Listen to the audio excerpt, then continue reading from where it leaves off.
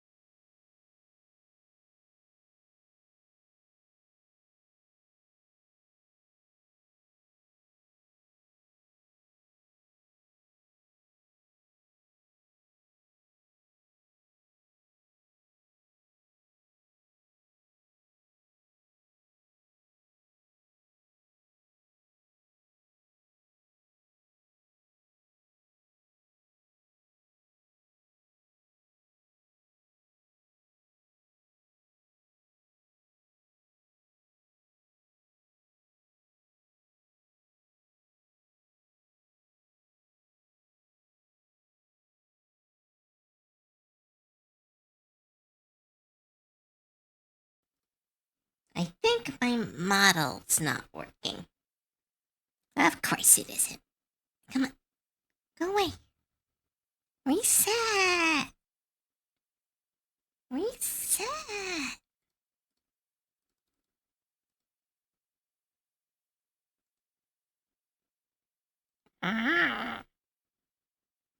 Baja, baja, baja, baja.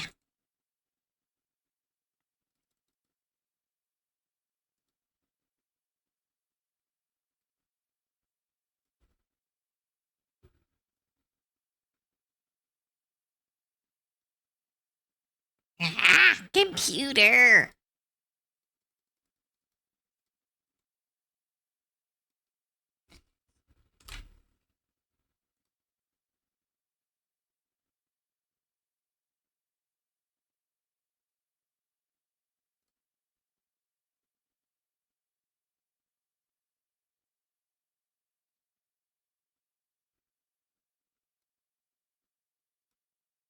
Baja, baja, baja, baja.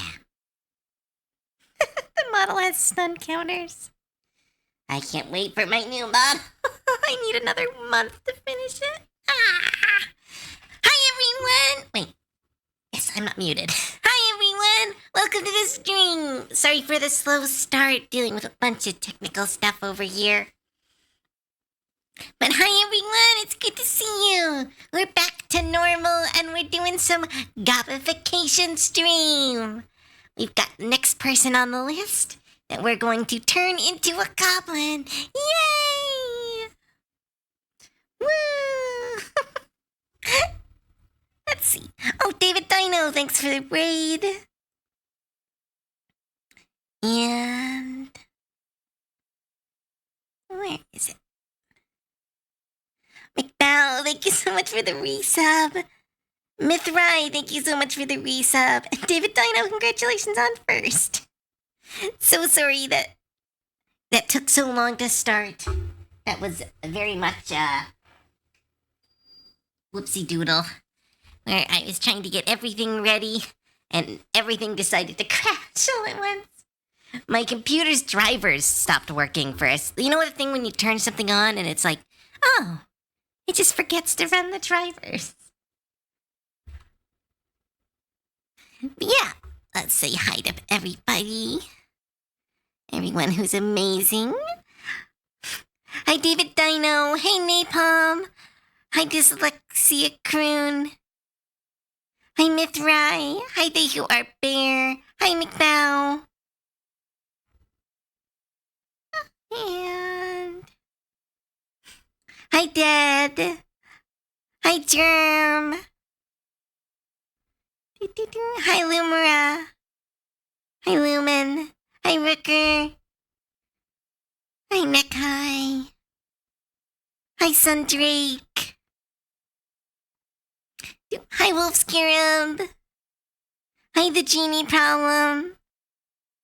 Hi, everyone. I hope you all are having a great start to your weekend.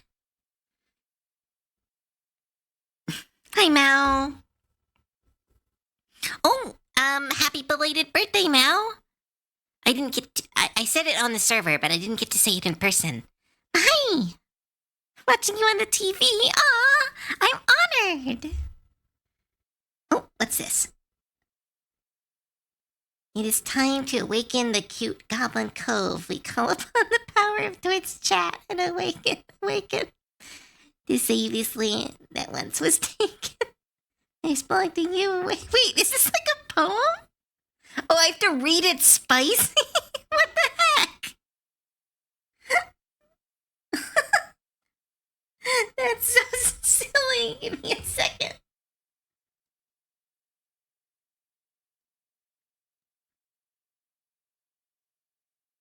Let's see. Next person we will be doing is David Dino's character. I'm just grabbing a picture of them. They've got like a dual disc.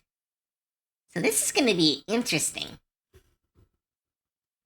Yeah, paste. Go away. We're already green, so that does help.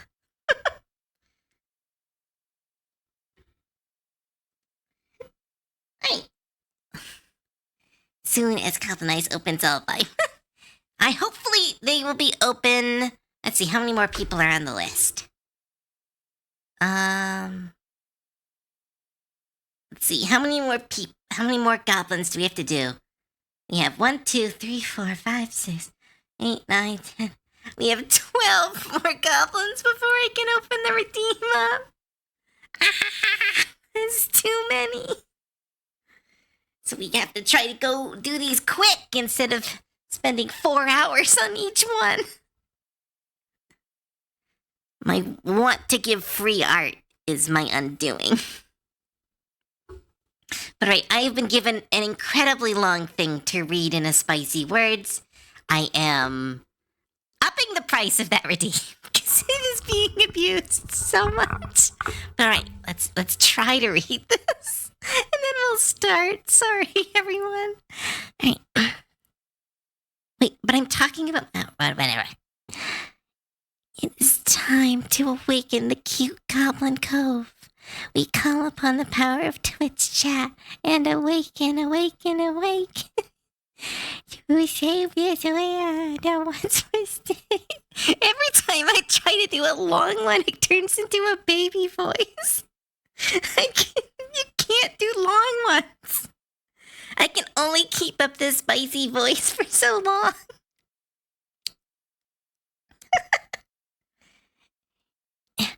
It is time to awake. I can't do this. It is too early. You needed to wait till I was in the power that belongs to you. Awaken. Rise up from your 6 hours of sleep. Rise up now to fulfill your destiny. We command you. Rise, rise, rise, rise, rise, rise. We offer you a bowl of rice and awaken. I'm sorry, that wasn't really spicy. I couldn't even do it. That was so long. Alright, let's get to the art. So, we have got some alien person, I think. They have a dual disc. You've got a jacket. Let's see. Any other references? Nope, they're all crossing their arms. Okay, I'll just have to guess sometimes. This is going to be an interesting one.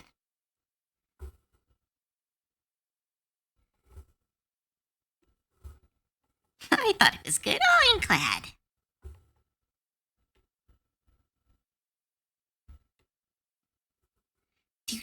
Alright.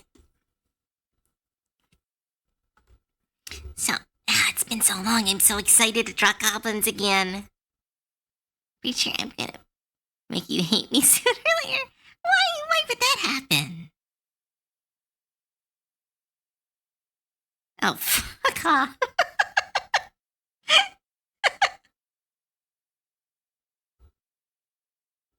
You trying to read that? Fuck. I'm so bad at spicy reading. If it's short, I can be as spicy as you want. But the longer I talk, the more my voice goes baby. But alright, let's see. So they are, like, you've told me that this is an actual dual disc. So that's interesting. So it means we can kind of look to Yu-Gi-Oh! For some references.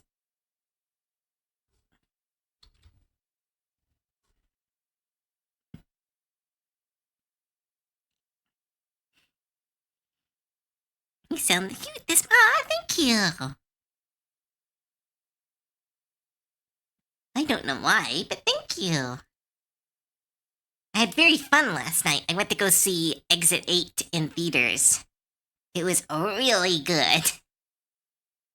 A very fun movie. Very spooky. It was a very different take than I thought they were going to do. I kind of thought that it would be like a kind of goofy horror, where it was like horror, but with like a goofy trend. What's the term for that? Like not dark comedy, like a black comedy? Nope, that's definitely not the word. Like, there's a term for it, but it's where it's like, clearly an actual horror movie, like Evil Dead. So I thought they were gonna go with like an Evil Dead kind of thing, but they went for like a legitimate like psychological horror, which was really good. If it's in a theater near you, I do suggest it. It's really good in theaters. I sent you the reference. Yes, I've got your reference for the dual disc. I will do my best. Dual discs are weirdly hard to draw because they are very what's the word? They are very geometric on a very non-geometric arm. Also, Star Wars music? I don't have any good Star Wars music. Wait, so your character is a Star Wars Yu-Gi-Oh character? Am I understanding that right? Because that is a wild crossover. What movie are you talking about? Exit 8. It is a movie based on the video game. It is, I think it's considered an indie movie. It is very, like, it's in limited release over here, so I don't know if it's everywhere. But I got to see it, and it was really good.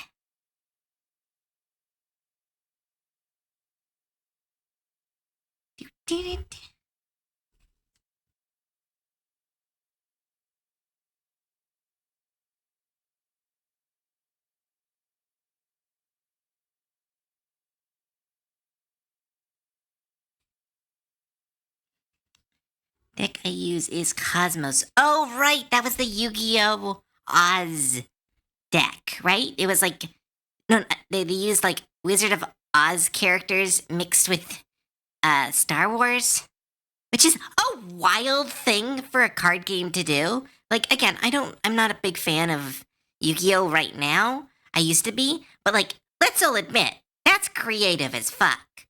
Like, like Magic is over here going like, we'll make Marvel cards, and Yu-Gi-Oh! Is like, what if we combine Star Wars and and Wizard of Oz? Which is like, what the fuck? That's some fan fiction level of combining genres.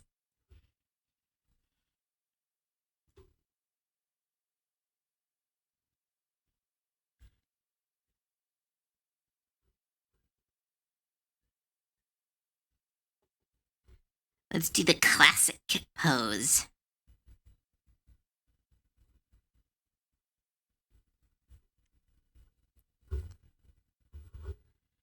Wait till they make Star Wars Magic together. I don't know if that would be good or the worst. Because, like, if they made Star Wars Magic the Gathering, I would be making a Rex deck. It'd be a blue-white clone deck, and it would be amazing. Like, I would get into that. I just think that's crazy. I mean, I'm already not looking forward to the Marvel set, but I am. If they have a Squirrel Girl card, I am finding that, and I am putting it in my Squirrel deck.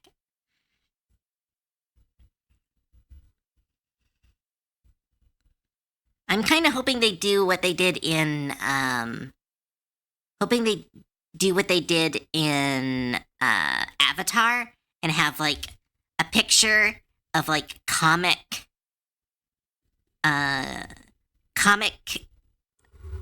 Squirrel Girl and have it be like a Chatterfang. What I'm talking about right now is like anyone who doesn't know Magic is like, what the fuck is this goblin talking about?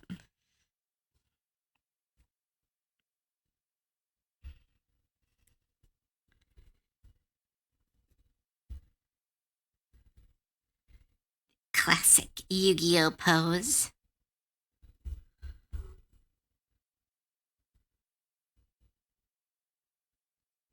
Alright, they've got like spiky hair. If Star Wars happens, I'm going to make a Vader deck. Probably going to be Rakdos. Oh, it would 100% be Rakdos. Maybe, what's Rakdos? What's red, blue, black? Because I also see that being Vader colors. Because, like, control and, like, choke and stuff, that feels like stun counters. Boop the gobble. Aw, thanks, Clay. Lightsaber equipment. What's the difference between the two? What's the difference between what two? In the next hour or two, could you weigh in on a question? Hi, I'm on stream. What's the question?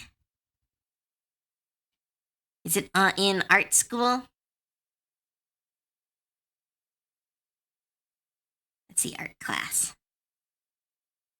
Trying to do the bottom lip bite. Add a seductive vibe. You know what? Sure. 1 second. Oh, I love this song. I really hope this song's not AI.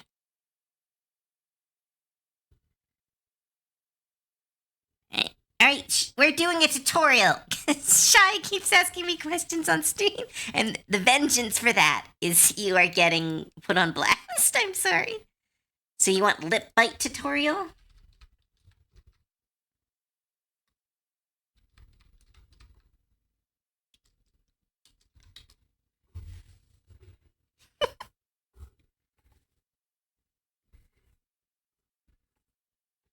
Alright. So Shy has been learning to draw recently. They are a member of my server, and so they have been very interested in trying to learn some of my techniques. So let's do a little bit of a tutorial.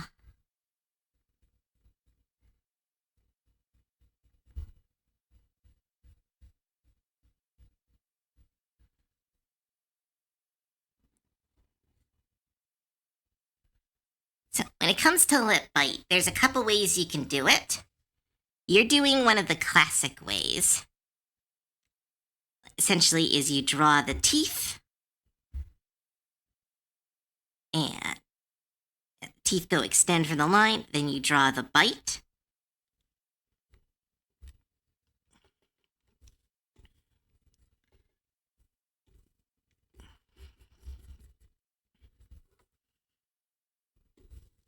This is the kind of classic way to do a lip bite on a character. It's really simple, it's pretty easy, and it reads most of the time.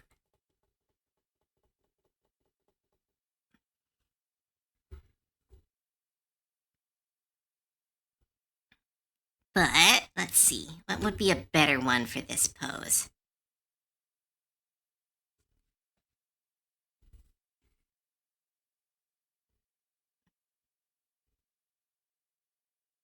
So you want to extend it a little bit past.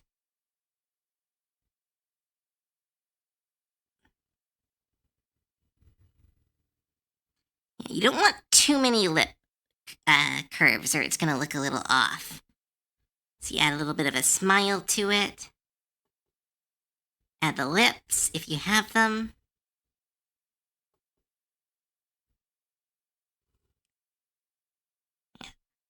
Or, let's see, you can also do, because like, I will tell you, Shy, you've done it correct. But then there are other ways to do it. So for this one, since you're kind of looking at the audience,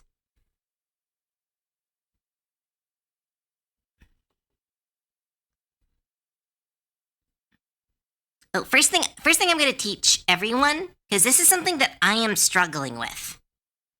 And this is very important for artists to learn, because it is a trap. It is a trap that we artists are taught, and it will affect your character designs forever. And again, sorry, I know people wanted to see gobs, but I hope people enjoy the lesson. The eyes on a character's face are not curved. When you are taught to draw eyes, one of the things you are taught, and I've done this too, is you create this. You create this line. Like that is one of the ways you are taught to draw eyes. But when you are drawing an actual head, like not just like a little cartoon, eyes are in the head are not curved along the side of the skull. your eyes are actually on a flat plane, and then your head curves. So this line here is more the under of your eyes and where the nose connects. But the eyes themselves need to be on the same plane. It is so hard, and it is a trap. It is a trap that I only recently learned about, because everyone teaches you draw the face with this X. With this X here. But what you need to be doing is when you're trying to do a more detailed head, what you do is kind of create this circle on the end. And you keep the eyes on a plane, then you keep everything else curving around the eyes. Like, this looks really cute right here. This looks really cute. But if you're trying to do, like, especially if you're doing close up, you want to try to keep the eyes on the same plane, because it will teach you, it will look less uncanny. There is a little bit of uncanny valley that happens when you mess with the eye placement. In school, when I was in animation school, one of the things we were taught is you can fuck up almost any part of a character, but if you fuck up the eyes, it is very noticeable. Are my eyes okay? No, they are pretty close. Shy, you kind of instinctually did them correct. I was just noticing, like, see here? You have the eye curved down like this. Right here. The eyes can still curve down, but they need to curve down on the same line. So, like, instead of having them do like this, you see that adds to this curve. You want them to be, like, on a singular curve that moves down. So, essentially, instead of having the eye shape go down, you gotta kind of cut from the bottom of the eye. This, of course, is for very close up and for detailed anatomy. If you're trying to do detailed anatomy, this is not for all characters. Like, I know, for a good example, the MLP characters are very known for having very kind of curved eyes at the bottom. But because they're not very anatomically correct characters, they can get away with it. But something like this drawing, where you have a lot of anatomy going on in the head, it is just something I noticed, and I thought I could teach people, because it's something I'm currently learning. Turn them slightly up and should be fine. Oh yeah, no, like, you actually did it very well, Shy. Like, you can actually see. It wasn't really a comment on your drawing. It was more, I'm recently learning this, and I thought it would be cool to let people know. But let's see.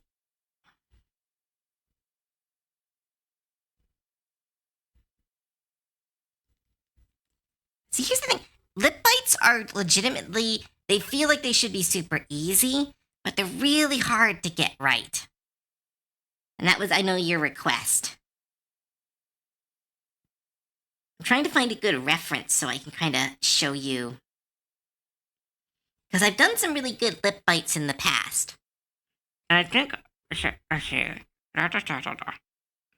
the best one is... So what you do is you draw the lip, put the teeth here in the middle, have them go up. Because you're usually biting at one side of your mouth. Because you don't really, you don't rip bar. I can't talk, I can't do it. I'm trying to, looking at the mirror on my desk to try to do it. But like for lip bites, you don't want it to be in the middle of the mouth. You want it to be on one of the sides. So for this one, you put it in a good spot. But you want to lift that up a little bit. This, or more accurately, I think would be more like...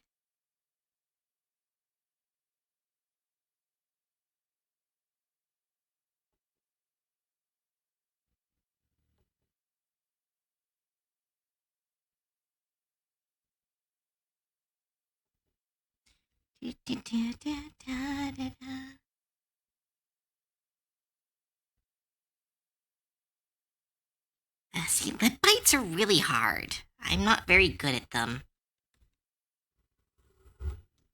That's why it takes me a long time to do them. But I will tell you, Chat, you did a very good job.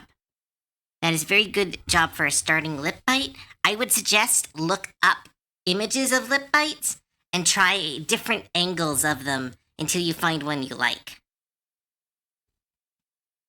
Because you can also do something like, if you raise this up a little bit and do a little bit less teeth, make it look a little subtler.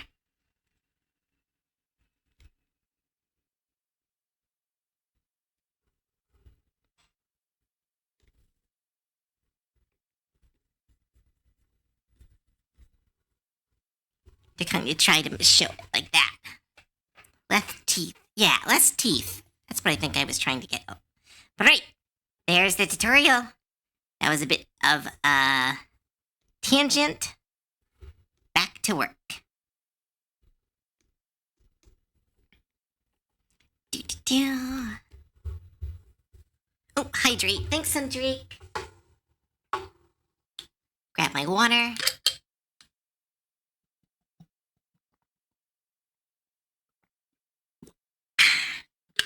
Woo!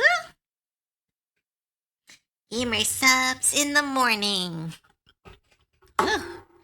I might have put too much into that.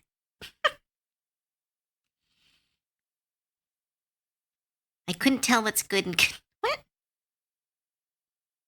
There's a ton of reference. Oh, that's the thing. Lip bites are going to be different completely depending on the character. So it's one of those things where you're going to have to try it out, and whichever one you like more is going to be best. I suggest when you're doing art is to not look for the best. Like, that's not a thing. There's no right way or wrong way to do a character. Even anatomy is relatively flexible. It's more like you need to kind of find what you like about the lip bite and like find references of characters you think that are doing it in like a really spicy way. And then try either tracing it or drawing it. Maybe look for some live references and try to adapt it into your art. Ooh. Prepare yourself for a fun deck. And we're going to be burning a random village to the ground. There's my only problem. Wait. What is this?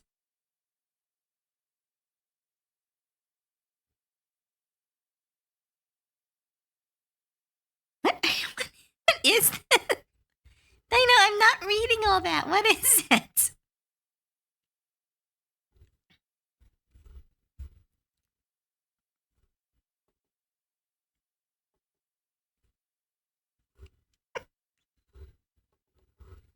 What is the pose for this?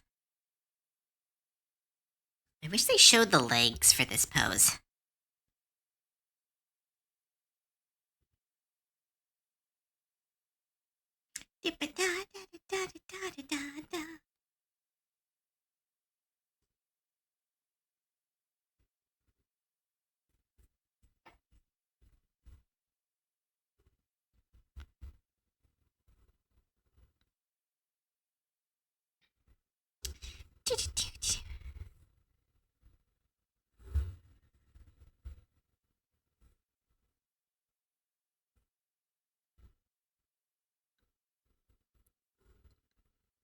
Theme of my deck. Huh. I don't know enough about it to comment or add anything to it.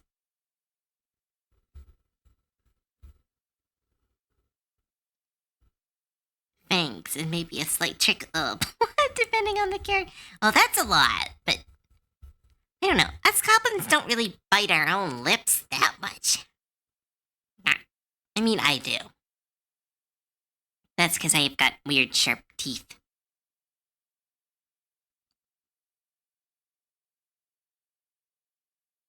Finished my taxes, so I'm treating myself to sushi tonight. Nice! I finished taxes too. They were bad. Holy shit. I went into taxes this year and I was like, I got this. I've got my own place. I'm paying all these bills. I'm being a big adult goblin. I got this. And then taxes came in and I was like, wait, there are taxes on last year? Taxes where I was living with my parents and they were helping me and I didn't have much rent or any expenses. It's like, oh no. Ah.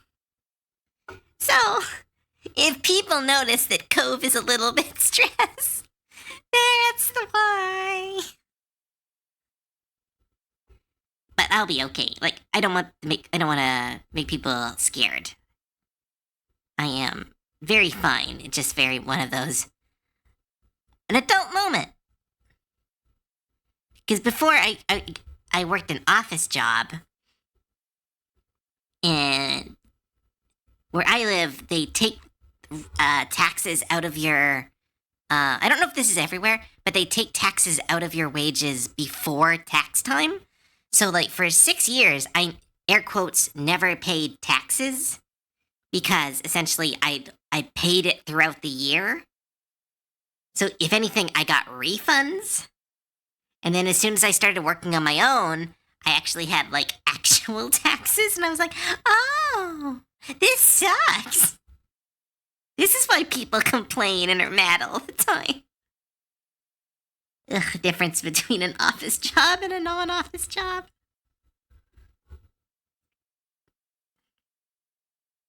Where I'm left-handed before you go any further. I mean, I put the dual disc on the right hand, didn't I? According to the picture. Because this hand would go here. I'm using your reference here.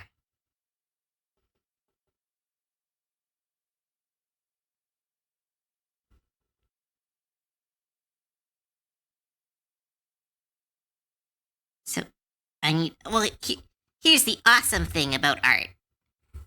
And flip, there you go. Now the hands are right.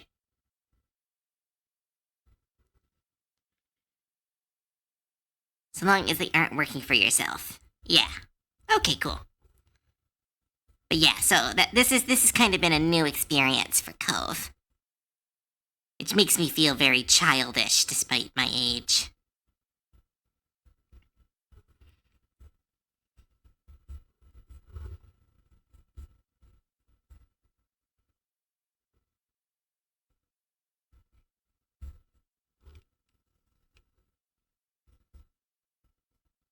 Left-handed. Yeah, I did. I switched it. I flipped it. You're fine now, right? Sorry, I do not know what you're asking. I flipped it, so it's good now.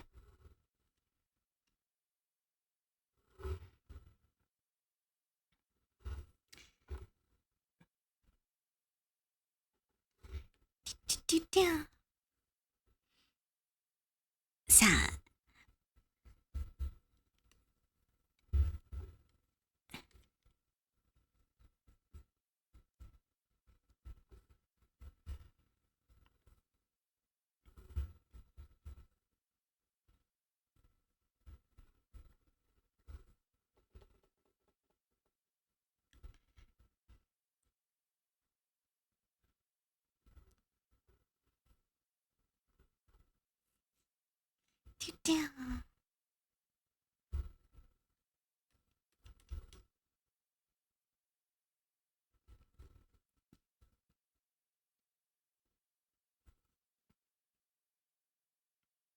I mean, they're already green. So that's not the hard part.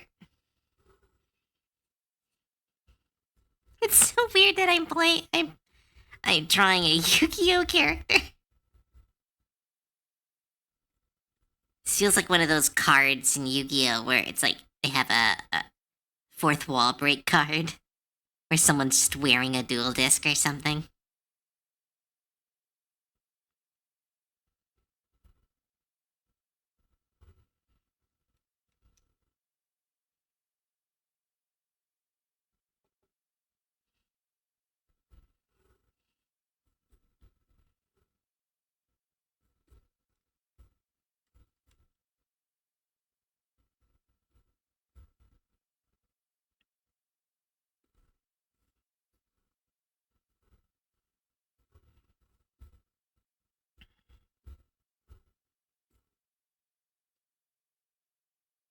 business admin instead of trying to be a CPA. A nightmare universally. I know accountants who still dread tax time. That's their literal job. I play Yoda, wise gremlin, in attack position. And I play Pot of Greed, and I draw 3 cards. And then I play Pot of Greed.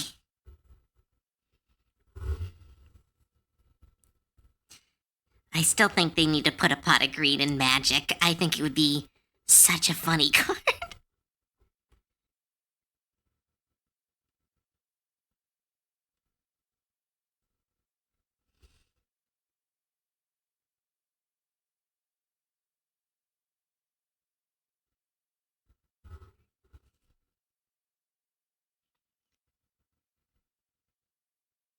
You did draw the Strip Yu-Gi-Oh game for yourself. Yeah, I did. That was really fun. Then I did the Strip Magic, which I get to do again. Because that was one of the rewards for the Fundathon, is I'll do another Strip Magic game. Because that was really fun. That was a very fun kind of, I love doing the strip memes. They take so much time, though. So they're really hard to do. They take a while to plan, because you kind of have to work around my commissions and stuff. Universes Beyond. Pot of Greed is a reskinned Astral Recall. That would be so good.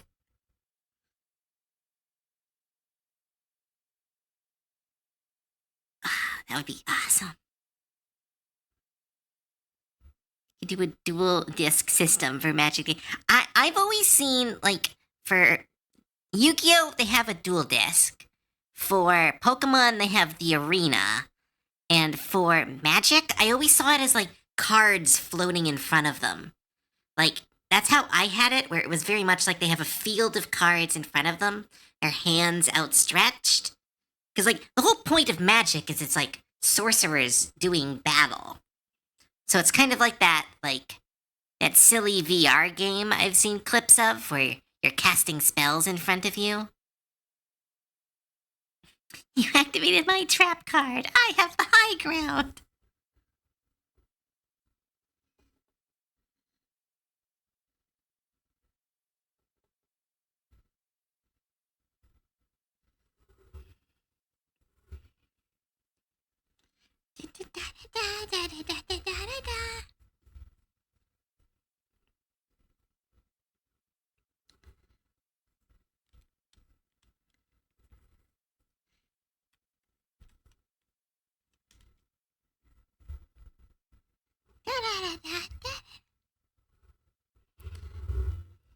I've always wanted to play, like, Yu-Gi-Oh! On stream, but, like, play it with a bunch of, like, improvisers, or, like, improv people, and, like, try to do a little, like, play Yu-Gi-Oh! But have to, like, play Rule Zeros. Like, during Season 1 rules. So it's like, I play. It's like, you try to attack me in the air, but little did you know my puppet strings of my shadows catch your creatures. Like, just make up rules as we play. As long as we can justify them some stupid way. Ugh. Recently, I've been watching a lot of Dropout, and oh my goodness, I want to do, like, game showy stuff. Or, like, some, like, improv games. Because, those are so fun. I volunteer.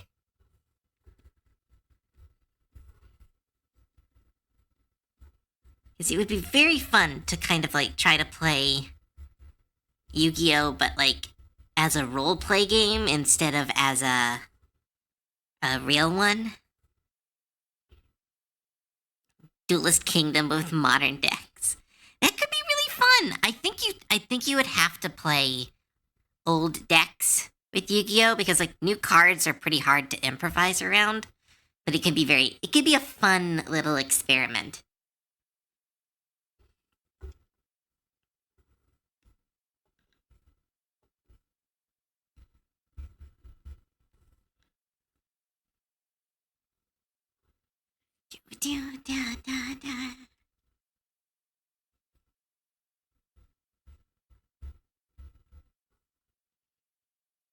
What duels that last longer than 2 turns?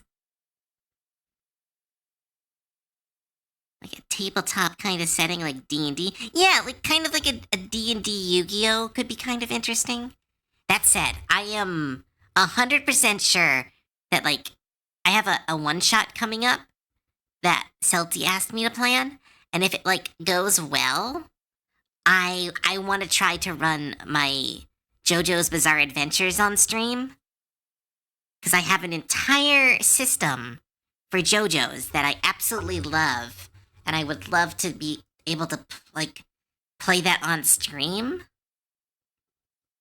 Maybe get fan art. Because, yeah, which version do I have now? Because it's JoJo's Bizarre Adventure. I have version 0.7 with the ability update. What were the class roles I had? Right, the stats for the JoJo Bizarre Adventures game are Brawn, Charm, Durability, Smarts, Speed, and Spirit, and Subtlety.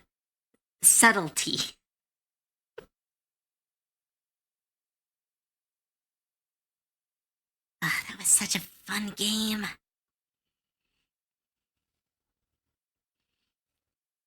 I used to plot that kind of in minutes, and I'll like my head explode with rules. Be quite bizarre. TTRPG. Again, last time I played it with Ralva, it worked out really well. It was very fun, because it was kind of like, I based it on Morio, so it's all about like a town that is suddenly beset by stands. So I based it around Diamond is Unbreakable.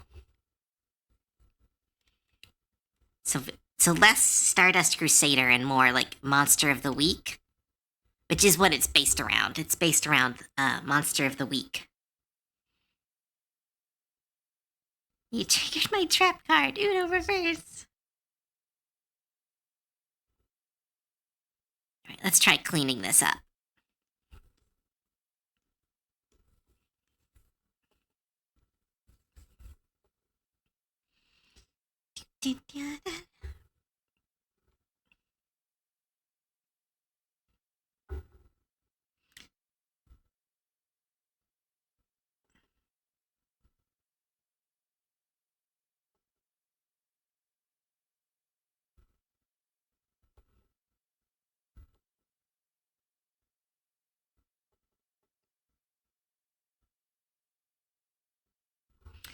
Da, da, da, da, da, da, da.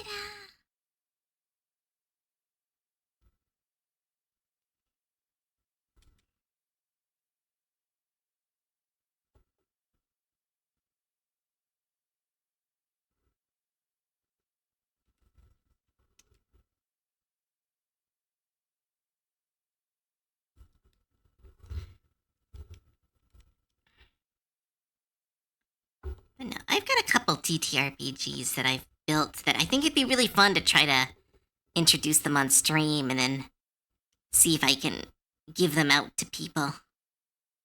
Or have people help me finish them. Because I know that the JoJo's one needs some balancing help. Because it almost works, but like the stand building options kind of, like for example, I had someone build a couple stands that worked completely normal, and then Celty built a stand that in the rules worked, but it also gave them like time stop powers, which I was like, oh, that's rough. That's rough to build a campaign around when someone has time stop powers. They used all their abilities and kind of all their ability points and put them into power to just essentially make this remote that allowed them control time. What was her stand called again? Right, it was Video Killed the Radio Star. It was Celty's stand. And then Ralva's stand was Industrial Disease. And our other friend who played They're not online right now. But they went with Motorhead as their stand, which I don't think has had which is wild. It doesn't have a stand, like an actual canon stand named Motorhead. It feels like that's a given.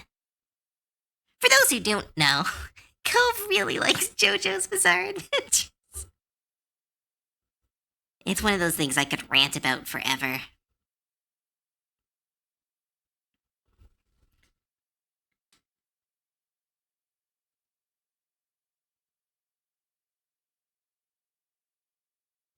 What's your stand's name? I've had two stands that I've designed. One was called what was it called? My first stand was Rainbow Connection that I designed when I first liked JoJo's Bizarre Adventure, and it was like a Muppet that allowed you to turn other things into Muppets. It was very stupid, but it was like right when I started. But I made a stand for an OC that was in one of the JoJo's TTRPG games we were playing, and it was called Change in Latitude, Change in Attitude. And the ability essentially was to change your personal gravity. So it was kind of like Sea Moon as a stand, but it was not the world's gravity, just your own personal gravity. So the character would kind of jump around on walls and stuff, and would pick up objects, change the personal gravity of those objects to send them flying at people. Because Kagma Asura already monetized Lemmy. Stands as a concept are extremely cool, but I've never been able to get into the series. If you've never been able to get into the series, Apai's Death by Lasers. Love your name, by the way. I suggest skipping some of the first seasons and jumping to Diamond is Unbreakable. It is, in my opinion, kind of a thing that gets you interested in the rest of the series, because it references old seasons and builds up the future, and kind of is a really good jumping in spot to kind of go, wait, who is this character? I want to go back and watch their adventures. Oh, who's this character? I want to see where they go. Because Morio, as a concept, kind of connects a lot of the stories of JoJo's Bizarre Adventures. So I always suggest people, if they want to get into the series, is to jump to Diamond is Unbreakable, and then you can either go backwards or forward, and you kind of understand what's going on. Because, you don't really need to know about Dio and stuff to enjoy the series. It helps, but, Dio is also one of those characters who is so prominent in all of the series, you kind of get to learn about him as, foreshadowing if you watch the series out of order. Change your gravity to move around, and you leave a rainbow trail behind you. Aw, that'd be cute. I enjoyed the first 2 seasons, but was watching with a friend, and I kind of had a falling out. Oh, I was through season 3, so I got... Oh, that sucks. I had that happen to me, too. I was watching, what was the show? I was watching, what was the show? It was JoJo, but it was a different show that was affected by it. I was watching Demon Slayer with an ex, and when that it imploded, almost violently, I've just never been able to get back into that series. And it's nothing wrong with the series. Absolutely nothing wrong with the series. But sometimes, human emotion or humanoid emotions kind of take precedent over logic. My stand's name is Run for the Hills or Stompbox. Ooh, those are good names. I do like what they did with Joseph in season 4. Not the old part, and the cheats on his wife part. The midway through season 3, I was really struggling most of it. I never made it to the final Dio fight. Yeah, that's what I'm saying. I would jump past that, and because like here's the thing: Stardust Crusaders for JoJo. Apparently, this is what we're talking about on stream today. The JoJo fight, like Stardust Crusaders, is good anime, but it is not. It is still like they're still learning. Like the creator of the anime is still kind of learning what they can and can't do. And so it's kind of generic, not because it's bad, but because like every anime has kind of been inspired by JoJo. And so it kind of, Diamond is Unbreakable kind of comes with a lot of the tropes that are kind of cheesy nowadays. Like the angry protagonist, the tough guys, the like the monster of the week strategy. It's very like it's kind of generic. Not because of bad writing, but again because it inspired so many things. But oh, hi Angel Box, welcome to the stream. But as we were talking about, we're talking about JoJo right now. But Diamond is Unbreakable is kind of like, in my opinion, some of his best, like just pure fun. Like the stands are really interesting, the powers are very cool, the challenges that the characters face are very interesting and unique. So it's I suggest if you ever have trouble getting into the series, to give that one a try. Foundational anime syndrome. You could say that's actually a great way of saying it. Like Yo-Yo Hakusho is a good anime, but it is hard to watch because when you're watching it, you're like, wow, this is super fucking basic. And it's like, yeah, of course it's basic. It's Yo-Yo Hakusho. Everything has been inspired by Yo-Yo Hakusho. It's like Dragon Ball too. Like it's like for new anime fans, it can be really hard to get into Dragon Ball because let's have a moment here. Dragon Ball's kind of chaotic. It's kind of maybe not the cleanest story. It's kind of let's get these fights to happen no matter what. And it's fine. It's good. But it's also like it's not complex like modern anime because it doesn't need to be because it was like the precursor of all anime. So it's not going to come with like heavy themes or unique concepts or like these kind of brilliant uses of subversion because it's like it doesn't need to do those things. So it's very much this kind of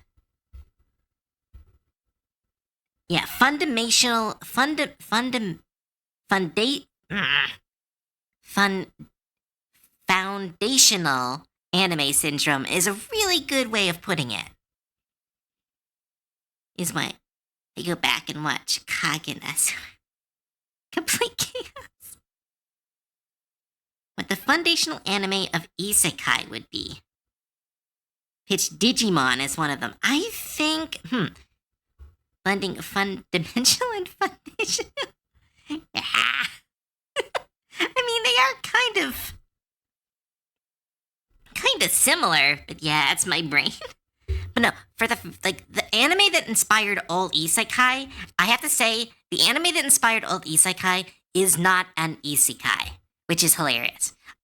In my opinion, in the anime world, it was I think called Jobless Reincarnation, is considered the inspiration for all isekai light novels. But as far as anime is concerned, it's Sword Art Online. Like, even though Sword Art Online is not a traditional isekai, it's 100% we need everyone to have game mechanics, we need everyone to have little menus that they can summon up. It's someone who, they do not give a shit about their past lives, and you only focus on their lives inside this new world. I would say that, Sword Art Online is the foundational isekai anime. Because after it, too, that's when all the other isekais kind of came out in force. Because they were like, oh, people really like the trapped in another world with my blank concept.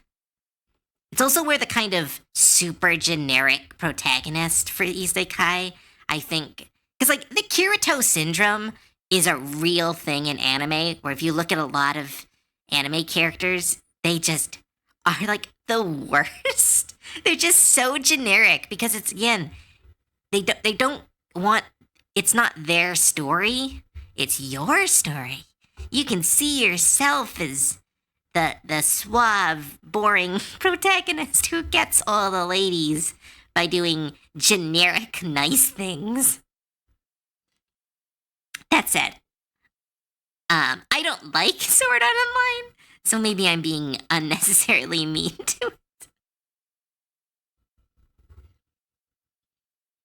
It's only your generation. Oh, okay, well, that's what I'm saying. Modern isekai is very different than old isekai.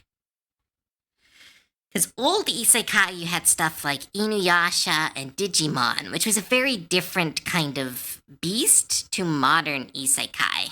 Where modern isekai really has kind of the video game mechanics. But like, here's the thing. If we want to get to the fundamental isekai, like the true fundamental isekai, you're not going to be happy. The fundamental isekai is Kid in King Arthur's Court. That's one of the very first examples of an isekai story. Like, and that's like from hundreds of years ago. It is like the actual, I think, first trapped in another universe story that like gained a lot of popularity. Alice in Wonderland, Alice in Wonderland and Wizard of Oz, they don't have that same energy. Because, like, here's the thing. Alice in Wonderland and Wizard of Oz and stuff like that, it's trapped in another world, but it's kind of, they're exploring it. It's more like explorer story, where in Kid in King Arthur's Court, the kid uses their fundamental knowledge of the future, of electricity, and other like basic knowledge that they've gained from the future to make themselves powerful in the past. And like that is like the fundamental of isekai, is that you have gone somewhere and you have brought something with you that gives you power. So in Kid in King Arthur's Court, it is literally he knows science, he knows electricity, he has some basic knowledge of like physics and a little bit of like survival skills from like Boy Scouts, and that makes him a rival to Merlin in this past world, this past fantasy world he finds himself in.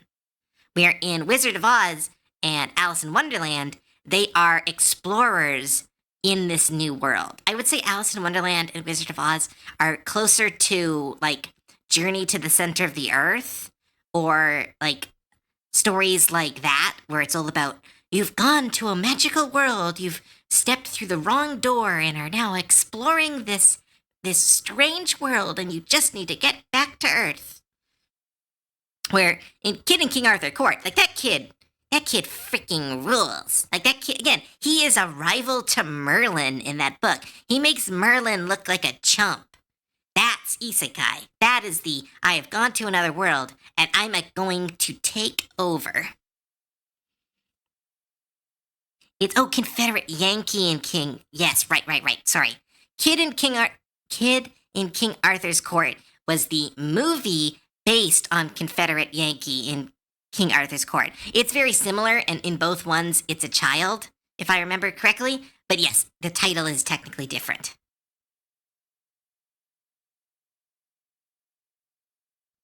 Out of Time. Which one?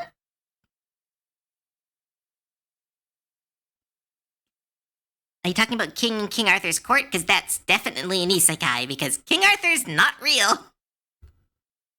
It's not a kid in the book? Wait, do I not? Oh my goodness, I mixed up the movie and the book. I will have to actually go back and look at the book. I completely mixed up the movie and the book. Still. What? I think I'm still right.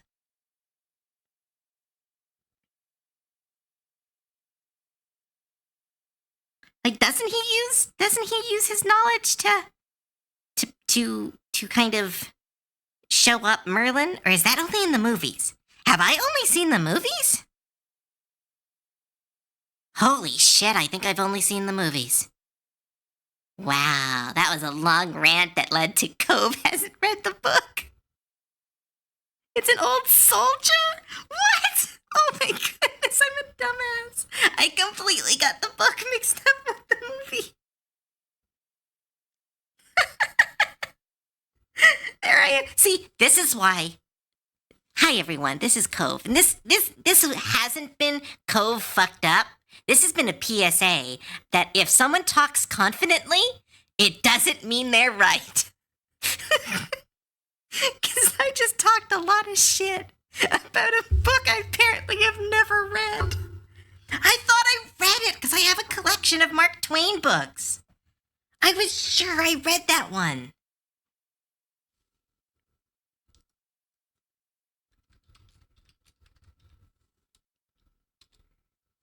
Is King Arthur's a book? Was it a book at any time? Did I read the novelization of the movie? Holy shit, I read the novelization of the movie. I'm so dumb. I'm shaking my phone. I'm so sorry, Icky. It's an old soldier. This is... Like I said, if someone speaks confidently, it doesn't mean they're right. Because that is an important... See, Cove isn't a dumbass. Cove is teaching you all an important lesson.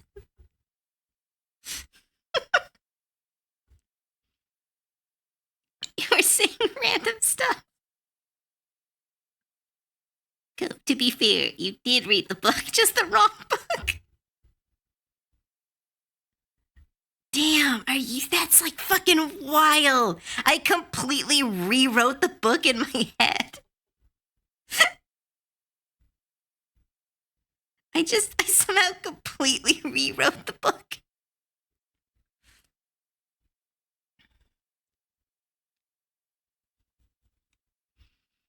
I'm torn between literally rolling on the floor, feeling Bucky O'Hare stuck in my head.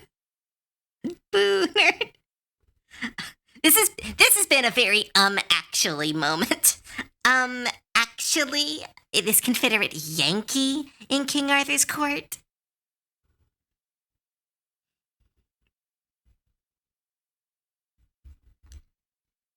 What's up, Shy? The book about Men in Black was very different beast from the movies. Actually.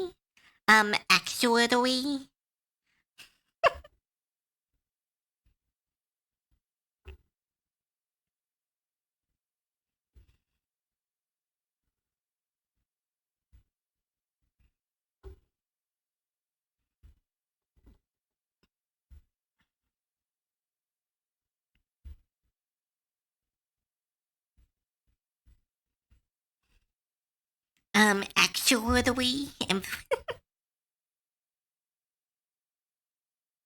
Oh, I found the Bible. Nice. It's okay, Cove. Movie changes shit all the time. I know, but I was so confident. I had read the book.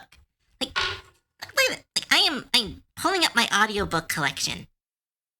I'm gonna grab my audiobook collection.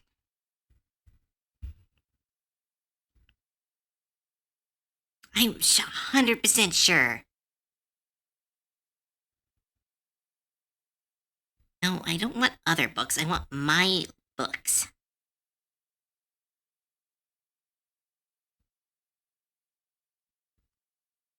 No, I don't want... Oh my goodness. How do they make the Audible app suck every single time?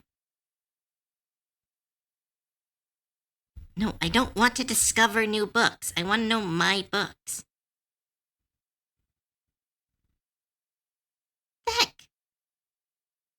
How can I search my own books? Did they literally remove the ability to search your own books? That's insane. How are they? This is $1 million company. How do they remove the ability to search your own books? Ooh, right. Dungeon Crawler Carl. I need to read that. Sorry, this art has been interrupted by me Mandela affecting myself.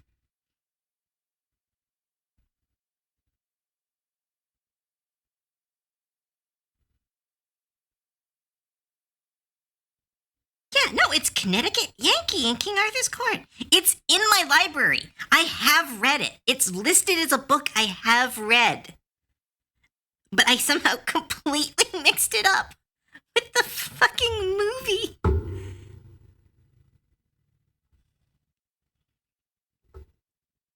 They changed the library tab and it does.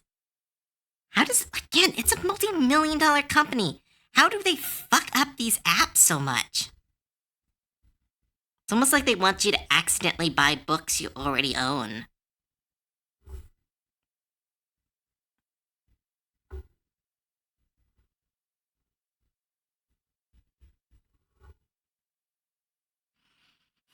You buy and not experience.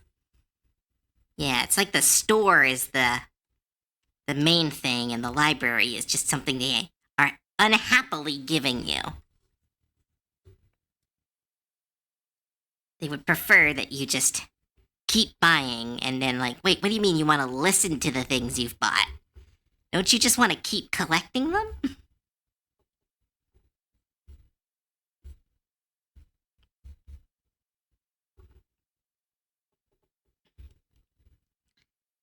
I have a cute drawing idea. Imagine a nerd cove. I'm actually talking wrong for 30 minutes.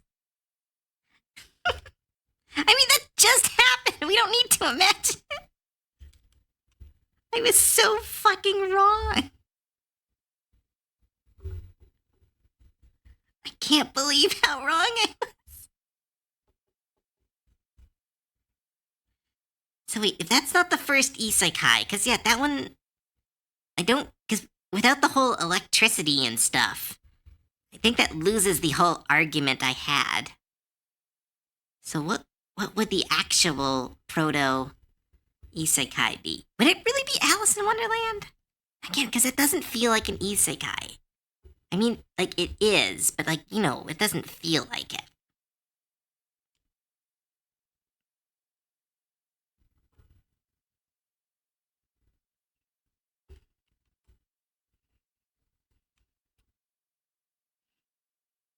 Alice fits all the isekai. I know, but it doesn't feel right. It's more isekai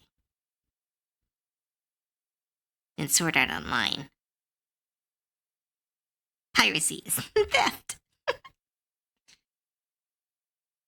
It'd still be isekai if he has a gun. That's a good point. But Alice in Wonderland would be older than King. See, I still want to say Kid in King Arthur's Court.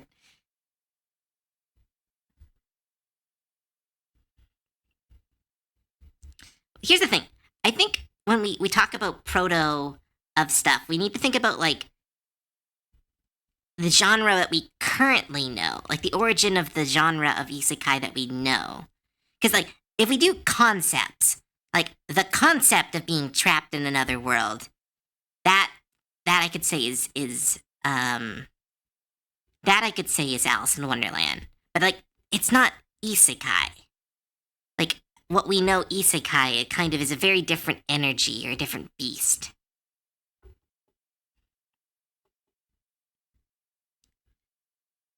Escaflowne was isekai in the night. What's Escaflowne? I've never actually heard of Escaflowne. How have I not heard of that? I know the word, but I don't actually know what Escaflowne.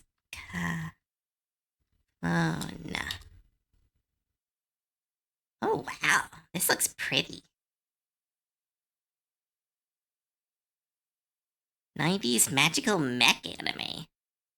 Is wooden mechs? That's made of wood? Okay, that's kind of kick-ass. I'm gonna have to add that to the anime watch list.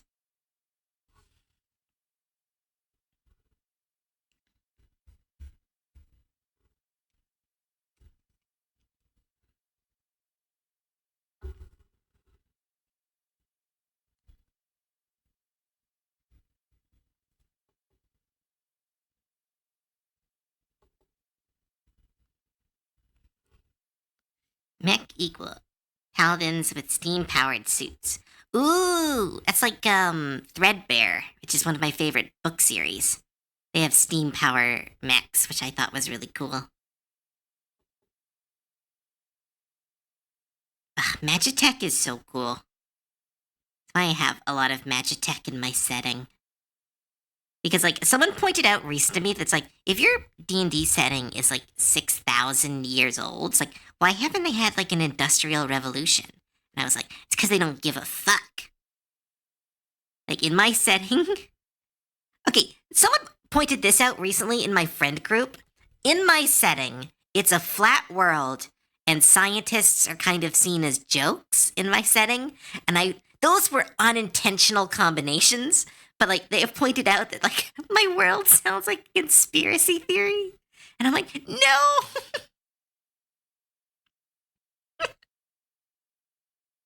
Magitech as an aesthetic is it's so fun. I want more Magitech. Yeah, because like that's my thought. Like go back to what I was originally saying. Like in my setting, like they know about science. They know about like gas power and steam powered stuff. And some cultures utilize it. But most have put all of their focus into magic. And since magic in my setting is kind of like a natural resource, and if you like pollute and destroy your environment, magic gets harder to utilize. So there's like kind of encouragement to keep your environment functioning, to keep the ley lines connected and allow for magic to function in your area. So there's like, so like Magitech is what everyone is developing. But because Magitech is really hard, it means that they've developed really slowly in my setting. So like instead of being like, oh, we have cars, it's like, well, cars would take the development of like hundreds of new spells. So like recently in one of my settings, a character named Unico, who is like a recurring NPC in some of my campaigns, is working on the first telephone system in my world. Essentially using the message spell with like enchanting a massive collection of copper wire with the message spell that could allow anyone to like tap into this unified message system. And like that's taken her entire lifetime because it's creating brand new magic and new spells. So like tech in my world moves very slowly for that reason. If you use magic to heat a boiler to power your steam machines, would it produce any... Oh no, like steam is fine, but it's like I was more talking about coal and stuff. Because pollutants do exist in my setting. They're harder to utilize because, like, again, why would you use coal when you can just use magic to heat it up? And yeah, heating up water and like steam powered stuff and central plumbing and like they've got that. It just there's not a lot of emphasis on creating steam powered for a lot of the settings because it's like a lot of them is why bother? Because like why build a car when you can use a teleporter? Why or like a sailing ship? Why utilize like large scale transport when all the cities are walkable? It's kind of this very different world where they have different priorities and stuff. I saw once in a world building that ice wall flat Earth theory had more flat Earth. The walls are more continent, so much colonized by the French, surrounded by ice walls. And more flat Earth beyond it, and on and on and on. I'm not sure what's a joke. That's kind of similar to my setting. Unfortunately, again, unintentional. I didn't know about the whole ice wall theory. And like again, my players reached the ice wall that's supposed to separate the people from the in the prime material from the astral sea. And they were like, wait, this is a flat earth with an ice wall? And I was just like happily sitting there going, yeah, what? And they just all started laughing. And then they sent me a Wikipedia on the fucking ice wall. And I was like, this is not my intention. It's based on the world tree diagram.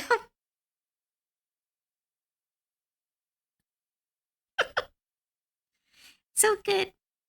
It's replaced by the FF6 intro song.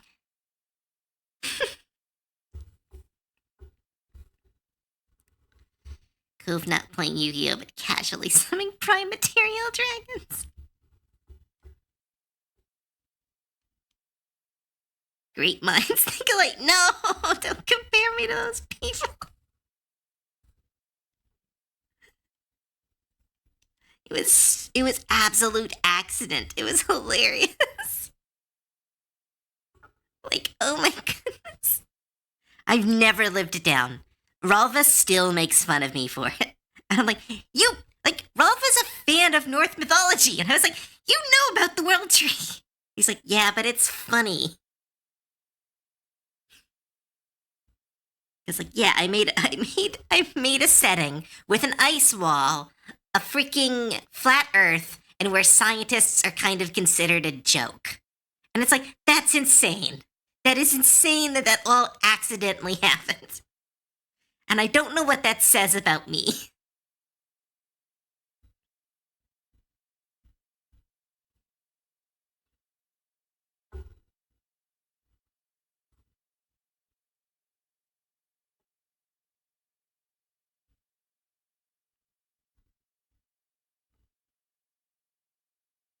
Thanks, Kumori. Infinite poop attack.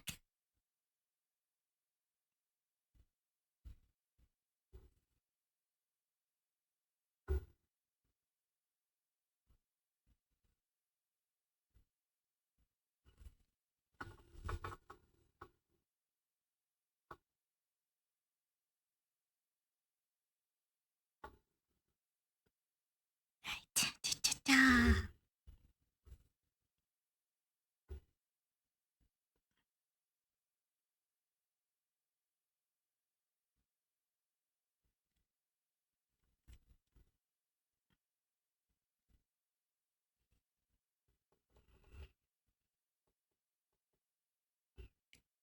Oh, wait, that's full of frost.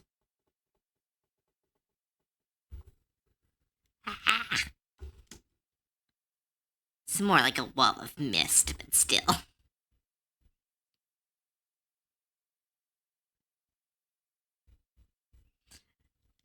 I even had a scene in D&D where it was like they needed help from somebody, and I'm just like, well, we don't have any mages left, but we do have scientists. They call themselves scientists. And I was like, oh my god. In retrospect, it's so silly.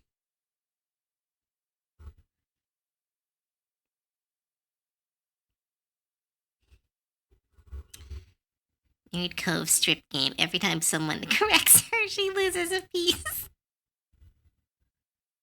She's a brilliant scientist. Scientist.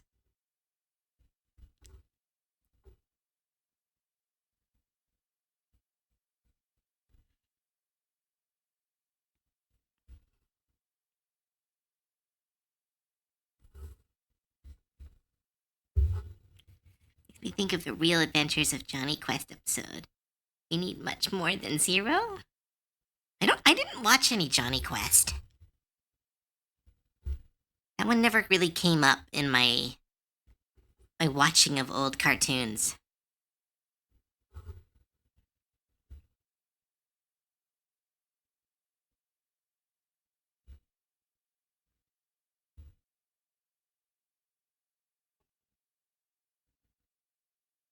The only thing I know about Johnny Quest is from like Robot Chicken sketches and Venture Brothers jokes.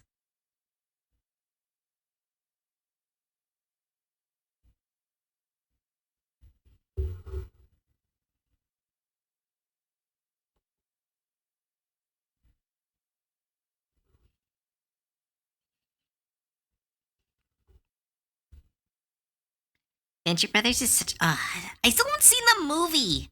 Nobody told me there was a movie until like this year. I still haven't found a good place to watch it.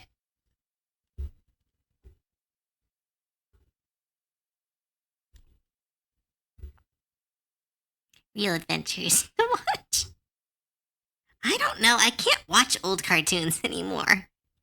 They feel like so cheesy, which is like very unfair. Because again, they're cheesy because they're the origins of the cheese.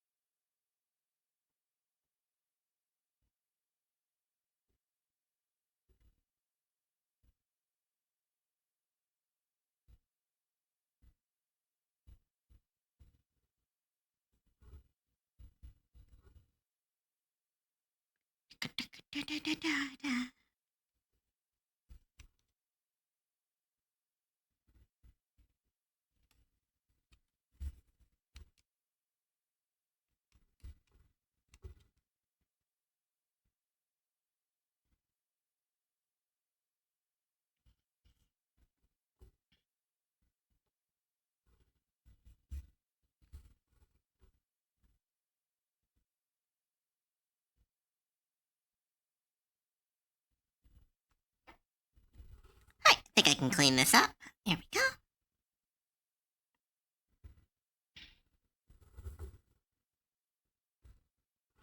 Hard to select a single one episode of Venture Brothers to be your favorite. So many good ones. I think my favorite is when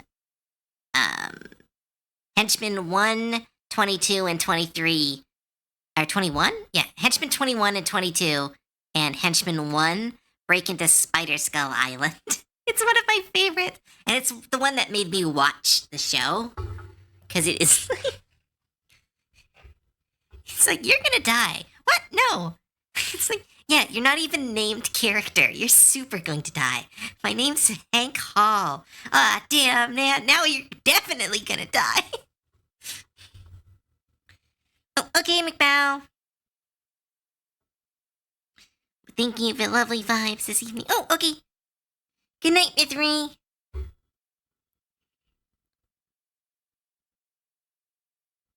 Hard to...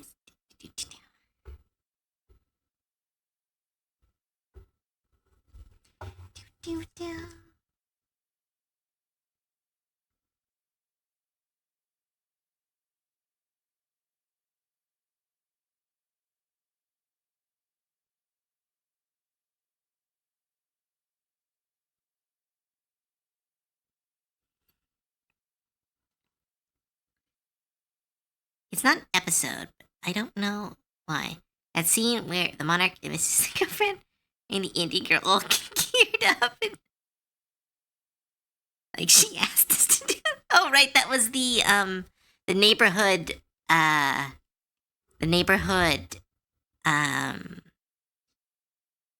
what's it called? It was like the block party for the villains.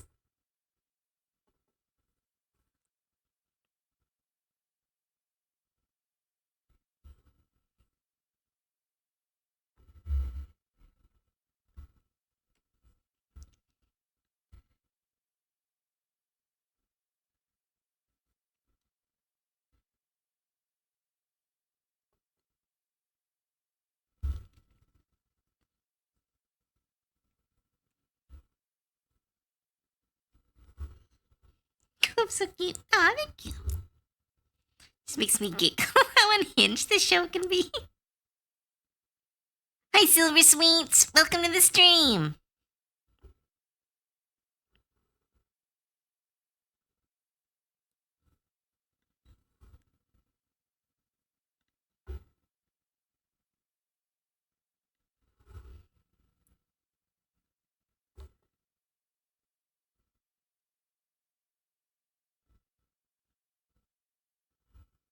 Oops, save my work.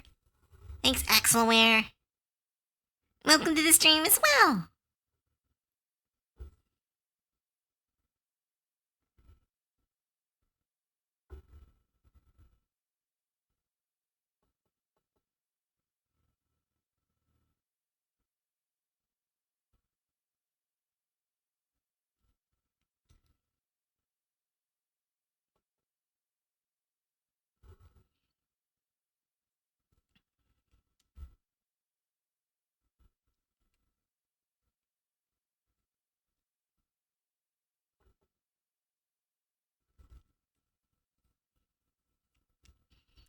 All the episodes where a Red Death appears is always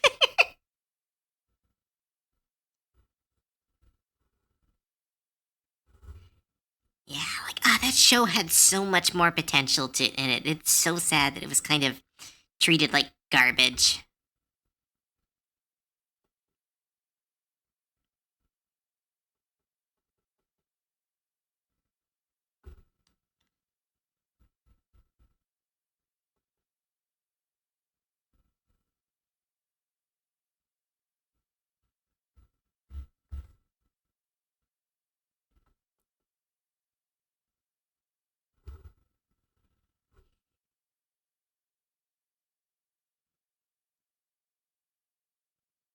TikTok, TikTok? Oh, fuck yeah. I remember that scene. Which track are the trains on?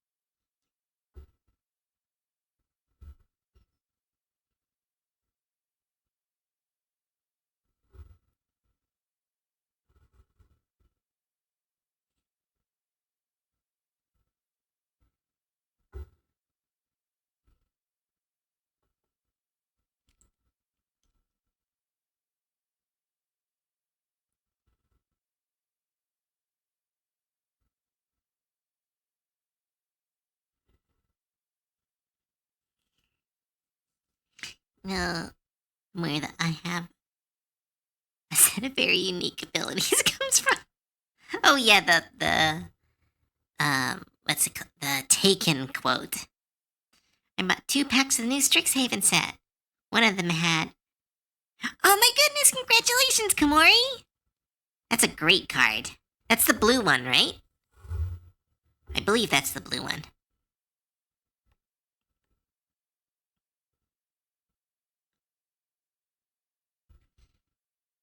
That one is super cool. I'm so excited to open my box tomorrow.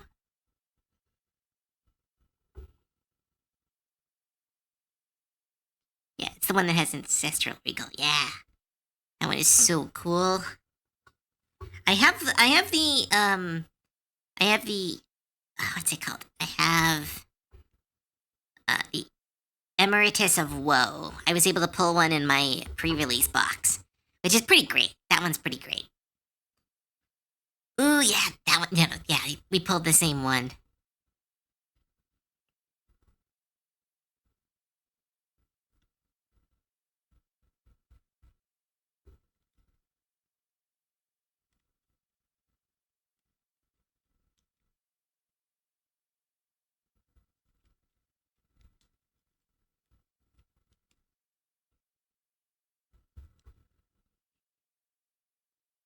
I also put mathematics. Nice. Oh, Cauldron of Essence. I really want. That's the cards I'm looking for. Is I want the full art of the Pest Commander. I need the Cauldron of Essences. I need a lot of the other pest creatures because I want to make a pest deck. I'm really excited about that.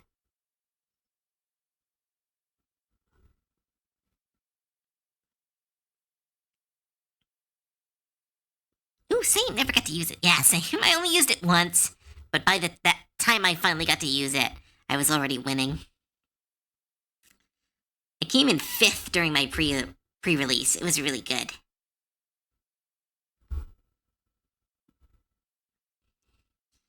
But I would have gotten so much higher. But like I was playing against someone who was playing a pinger deck, and so I was making pests, but they could just ping the field for 1 damage on everything.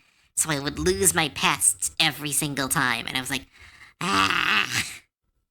They were a friend though, so I'm glad that they got to play. But it was very much like one of those like, hey, your deck directly counters mine.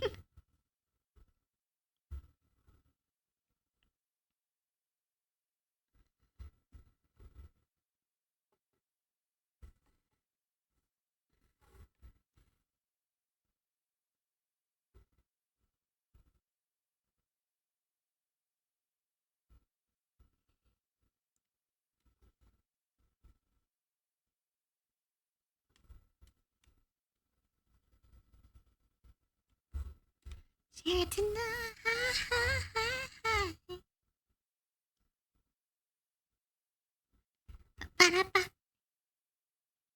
This is Brago. I don't know who Brago is. Has anyone ever assembled a prepared blink deck? Maybe using... I have a blink... I have 2 blink decks. One is my frog deck, and one is... I have Chukulin, the storyteller, as a commander, and he's kind of a blink commander. But I don't have, like, a pre-built one. I have full art of Lorehold and Prismari. Lucky! I really hope I get more. I got a lot of pest mascots. That card is great. That card is going to take over a bunch of formats.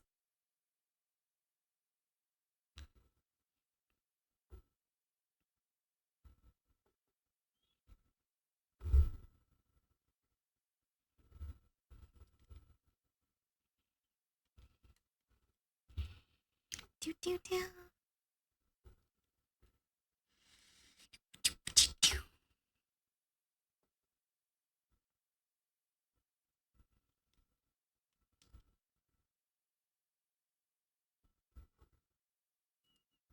Pitless Plunder out at the time. Oh wait, had something like that happen with my Goldari pirate deck. And I played an enchantment and gave all my creatures a flat -1. Oh yeah, that card. Oh, Pitless Plunderer is such a great card.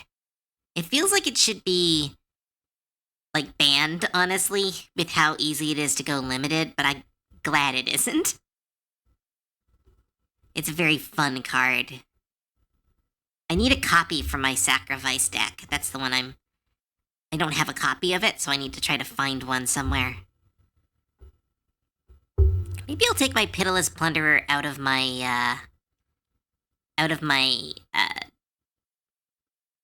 Squirrel deck, because I don't really like going infinite with it, because it's like a 2-card infinite.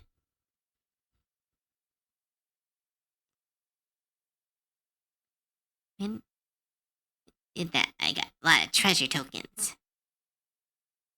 Revel in the riches. What's Revel in the riches? Is that the counter spell? Oh no, wait, that's the win if you have 10 treasures? Which is a crazy card. Because it's so easy to get 10 treasures now.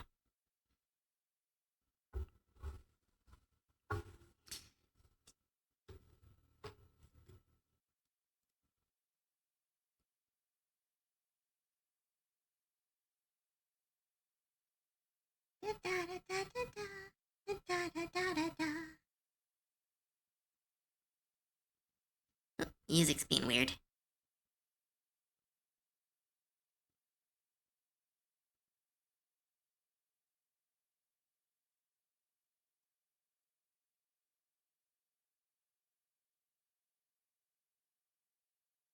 Music? Come on. Be cool.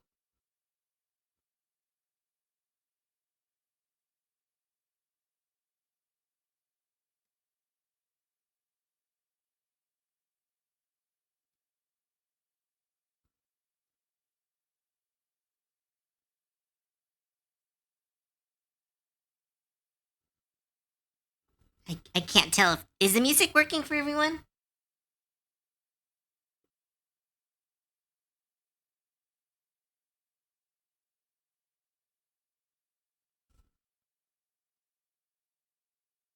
Okay, yeah, it's working. There we go.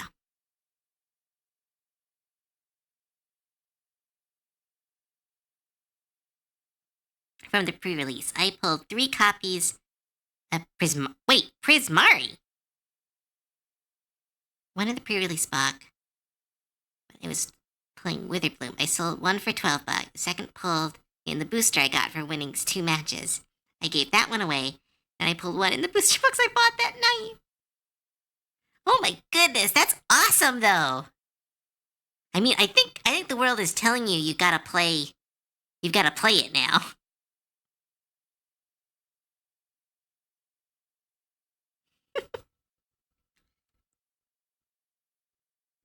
Time for you to learn how to make a spellslinger deck. It's a sign. A sign from R random RG RGN? What's the random chance? RC. Someone help me. RNG? Yeah. Yes, it's from RNGesus. A sign from RNGesus.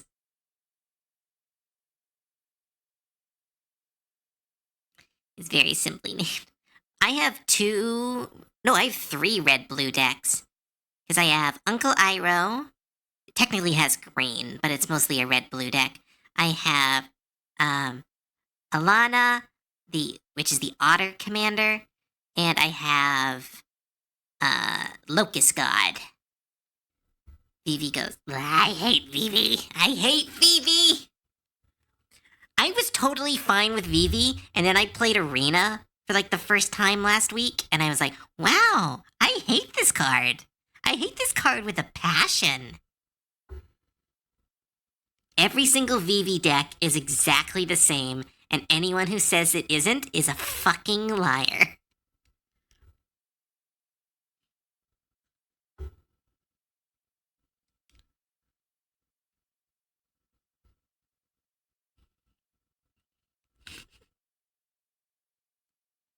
Everyone hates Vivi. The new show. Applies to commanders in Arena. There are so many in Arena that are just like, I guess you want to win? Like, and I'm playing Brawl. There's not even ranked in Brawl. And I'm like, what are you guys doing? Why are you building like Grand Artificer or something like that? It's like, who is that for? Of course you're going to win. You have a 10-10 on turn 4. I'm here playing my pest deck or my freaking gnomes deck.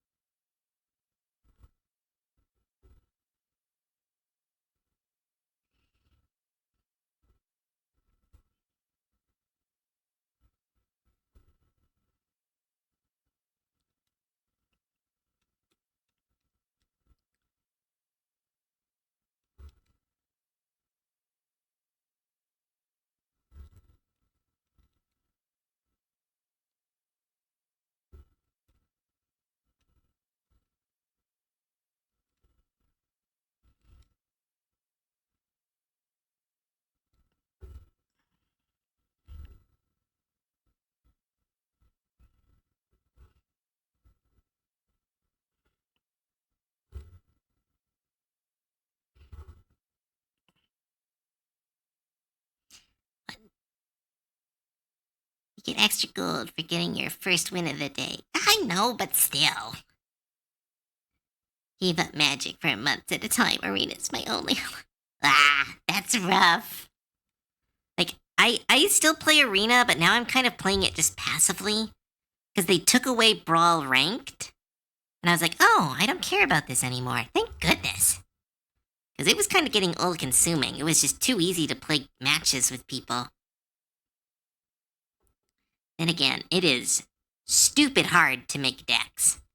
They do not make it easy to get cards.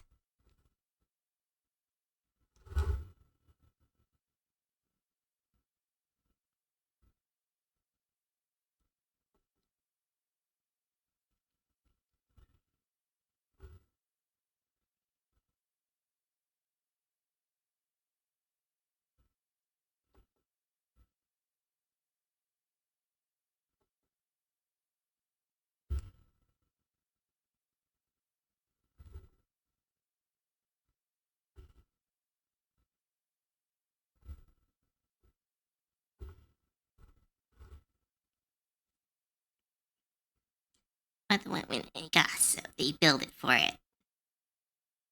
Easy, unless you want to throw money at the game, which I do. Yeah, no, I think I've in total spent about $6 because there was like a welcome pack that was $6, and I was like, you know what? Sure, I'll buy that. See if this game is worth it. It's not. As soon as I tried to play limited for the first time, and someone played 3 Terrors of the Peak, and I was like, this game's not for me. Oh, Toxiril the Corrosive? Ah, that one's gross. At least it's easy to kill. That's the thing about, Arena, is it really encourages you to fill your deck with kill cards. And I'm like, that's so unfun. But at the same time, like, if it's 2v2, you kind of have to run a bunch of kill cards.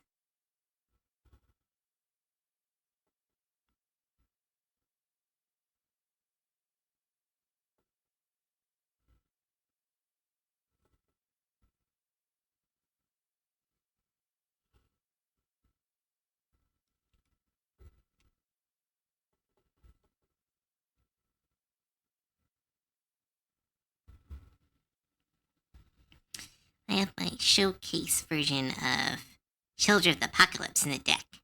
Pair with Viz Broker of Blood. Damn! That's a scary combo. I have to finish at least one daily, then I open that pack. I'm the Toxiril and the same note. Turgrid are not super common to run into. I think it's because they're monocolored. I don't know who Turgrid is.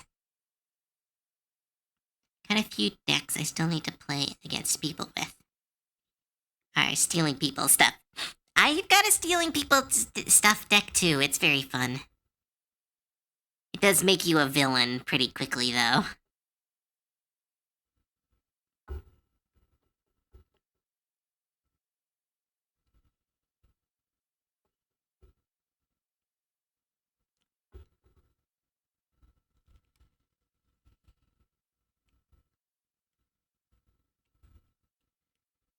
I also have Replicating Ring and Mechanized Production.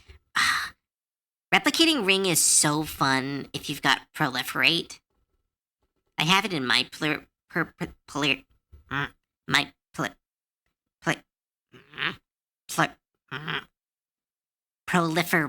deck. There we go.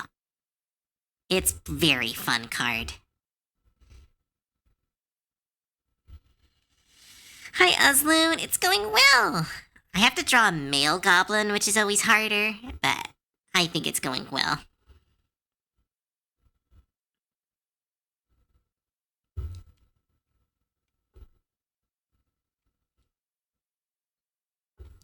Higher, higher, better, higher.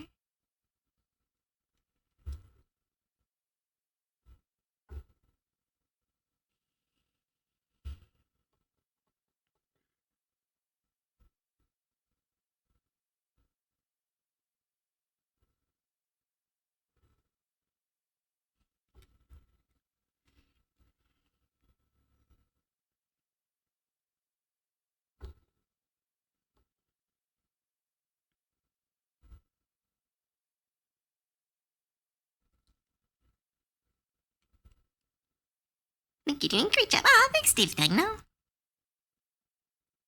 Gabo mouth doesn't like to work. Yeah, words are hard for me. I was told in school I have a bigger vocabulary than my brain can work with. So like I know all the words, but my brain just goes like, oh, I don't want to remember that word. So I'll often do like, oh, that's really snap, snap, snap. Fluidic or something like it's a like I know the big words, but then my brain likes to just forget them when I need them.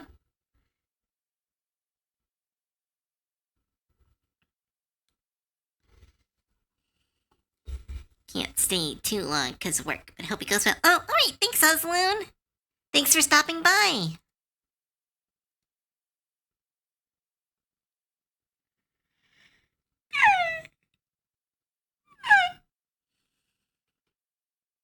Da, da, da. Fluently. Make sure it's Femboy Plus. No, you can give me any characters. It's just always a little bit harder for me.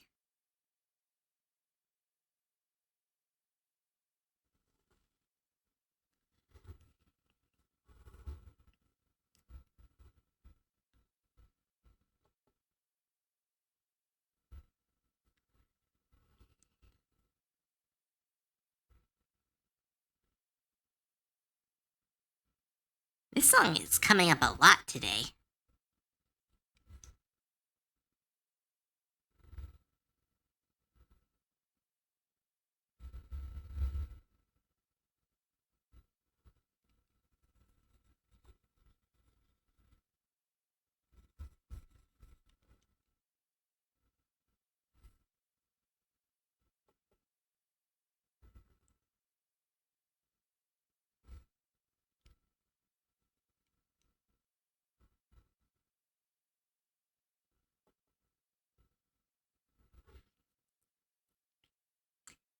You really love this. I don't choose what songs are coming on. This is just a playlist. I was hoping for a bunch of mashups. But it stopped playing the mashups immediately. I need an album of mashups again.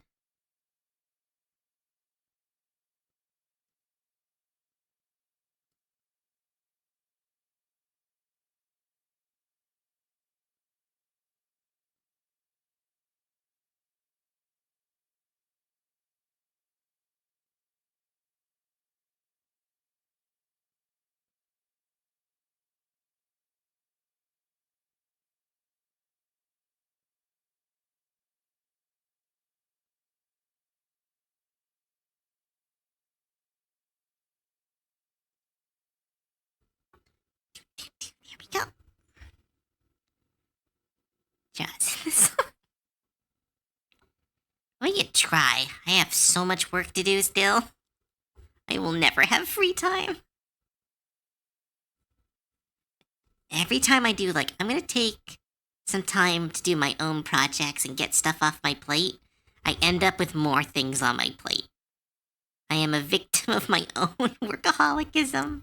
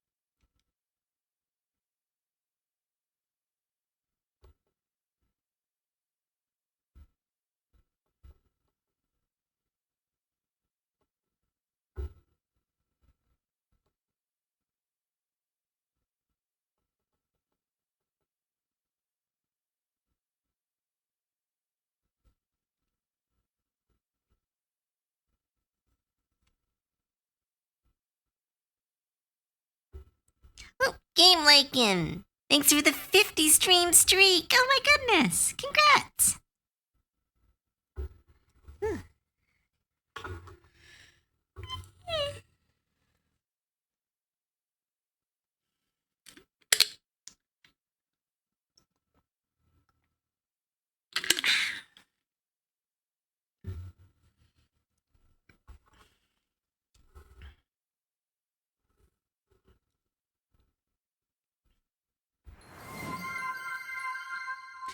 Dr. Schwooch, thank you so much for the follow. Welcome to the stream.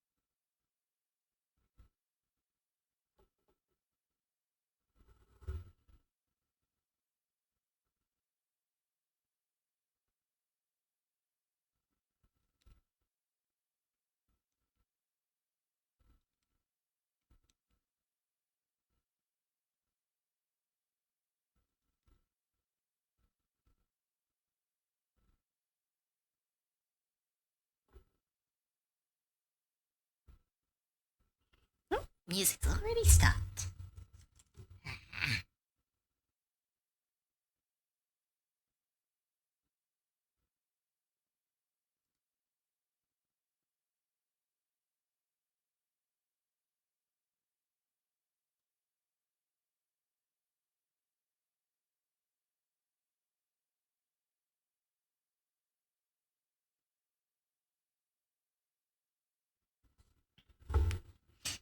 Down.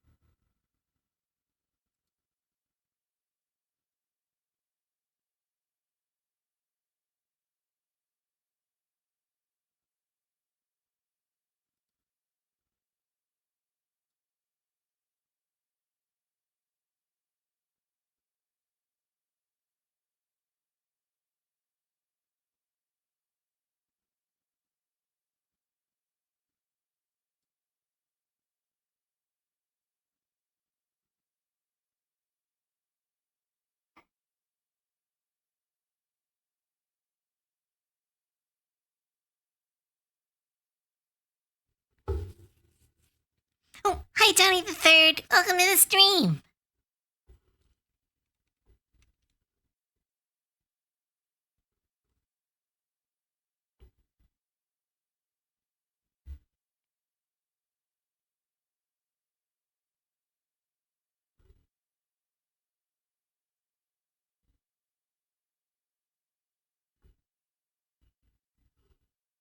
Giving me monk vibes.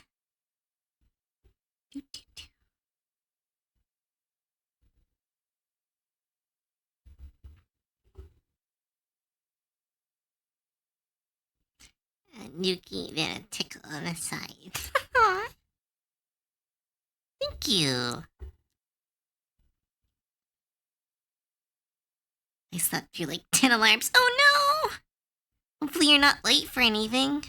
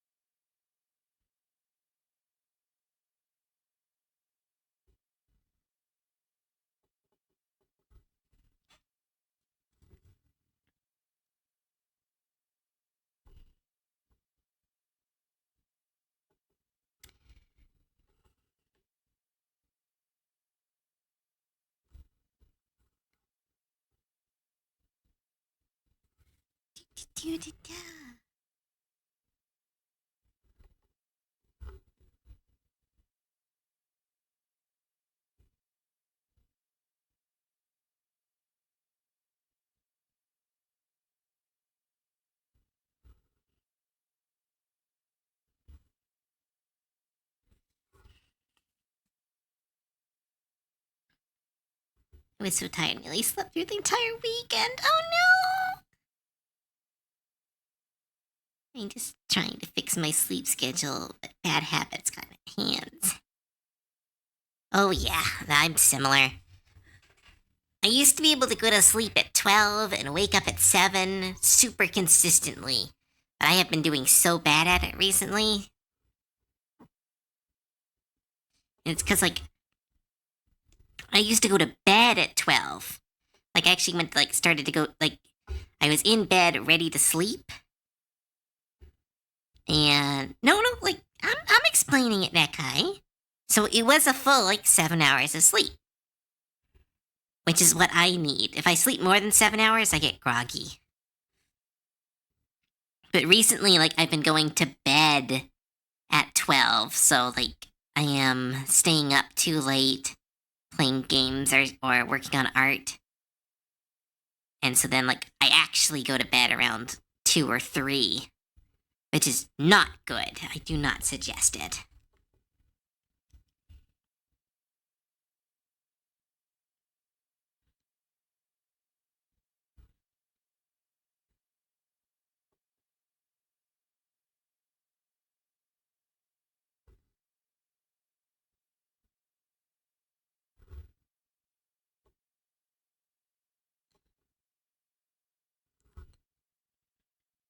Being a bad girl, shush.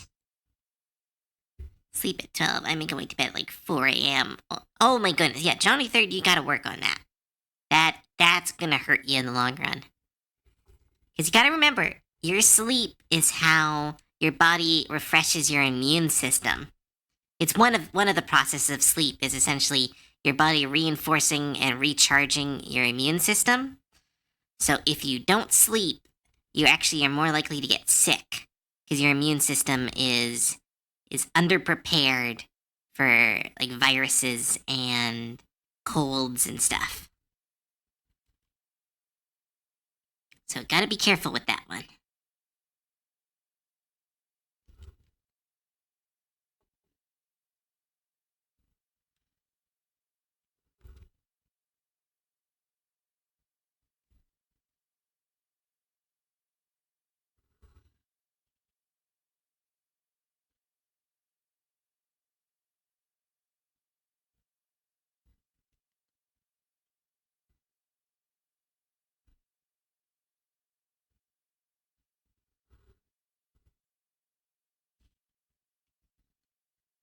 Shite. Black liver and whips and crumbs. Black what? Oh, being a bad girl. No, thank you. I like a lot of stuff. Violence is not one of them. That's one of those automatic, like, nope, nope for me.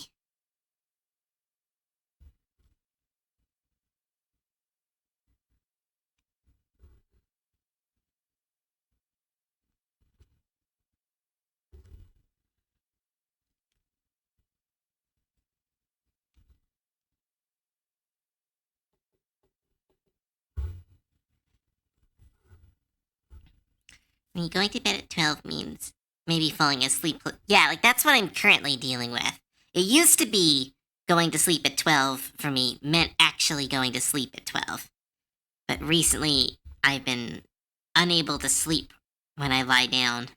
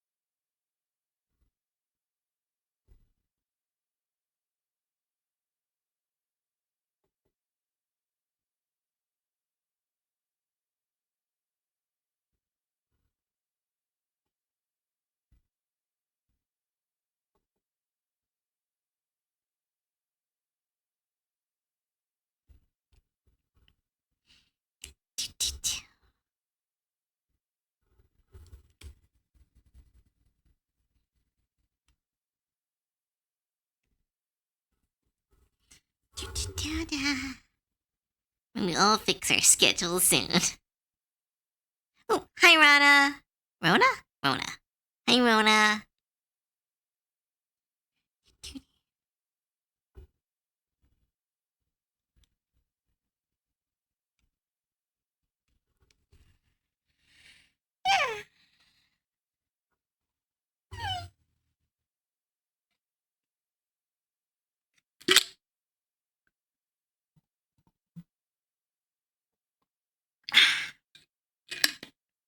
Yum, yum, yum.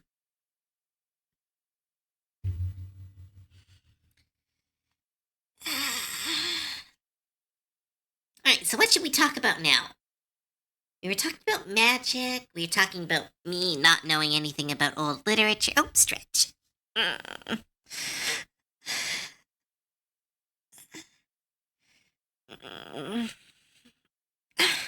Thank you. So yesterday and the day before that, I've been falling asleep every 2 hours. For 2 hours each time. Get a major insomnia episode. Ugh, I can't imagine insomnia. Like, I barely function when I'm sleepy. I can't imagine being chronically sleepy. Sounds like... Ah! Oh, I like this song.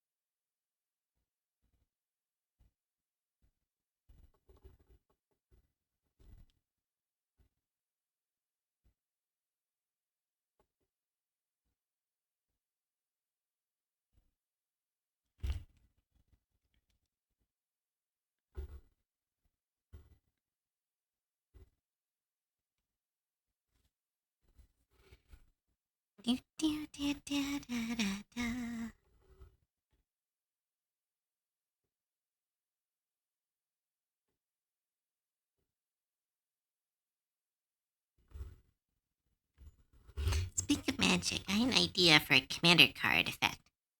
When you discover X plus 2 time X times X is the number of times you've cast your commander from the command zone this game. That could be really interesting. I think there are cards that do that. Or something similar to it, at least. I cast Cozy. Thank you. You can talk about anything. I know, I'm just really bad at, like, coming up with subjects to talk about. You think of big soft tummies? Tummies are cute. Expect from the music playlists here. Big fan. Thank you.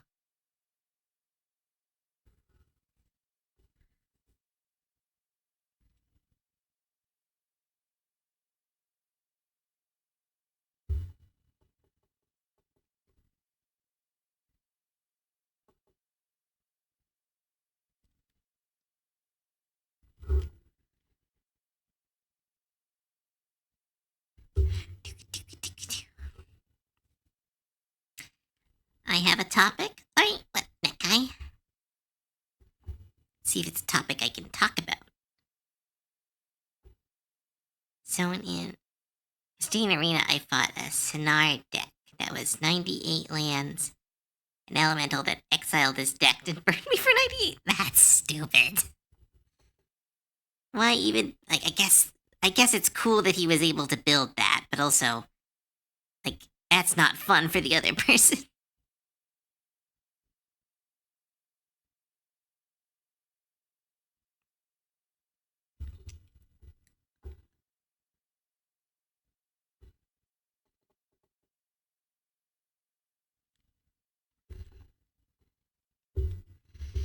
There's a lot of announcements for video game movies or creepypastas like Backrooms, Elden Rings. What do you think about these announcements for video games movies or creepypastas? There's a Dead by Daylight movie? How are they gonna do that? I guess they'd have to use the original characters. I'm fine with that. Like, here's the thing. I think if you want to make an original movie, but you need something to base it off, looking to the world of video games and trying your indie creators need to use video games more because like if Markiplier has taught us anything as a creator, it's that like indie games are really cool and people want to learn about them. They just don't want to have them corporatized. We want to see the story from this indie game. Like, I think, like, if someone was, like, came out tomorrow and is like, hey, I'm a small studio. I've got, like, $500,000 for set, and I'm making a mouthwash movie. That would be incredible. But if I heard, like, 24 Pictures or like Lionsgate saying, we're making a mouthwash movie, I would be like, okay, is it gonna be faithful? Or are you gonna be like, avoid the scary stuff? Or if I do read it spicy, is it okay if I send you a link? I would prefer it to be short enough to be in chat. Like, I don't want to read anything particularly long. Or I will take this thing away from you. Like, what do you mean it's a link? Fern Gully is getting it. Wait, Fern Gully? No, Kumori, you're fucking with me. Fern? Okay. Art is being put aside for a second. I need to...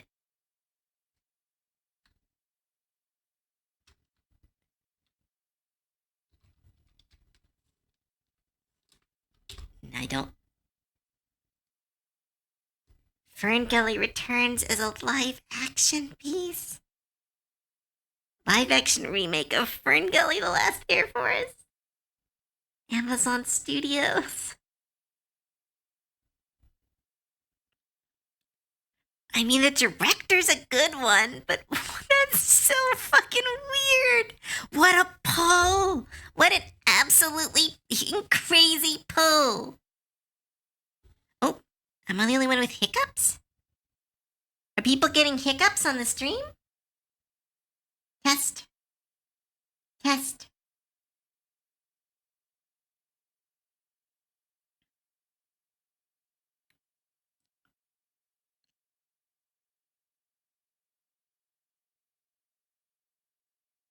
Try refreshing your stream. I don't think it's on my end. How's your bitrate? Let me check. Oh shit, it's really bad. Why is it really bad? What's causing this?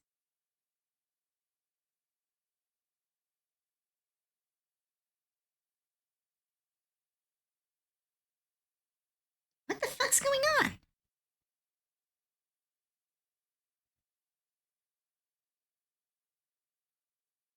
Love the stream today, Cove. Hope the rest is fun.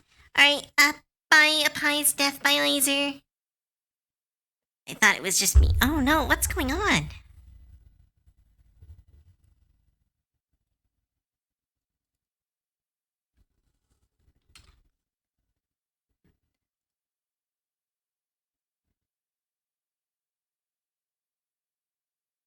No, it's not from my computer.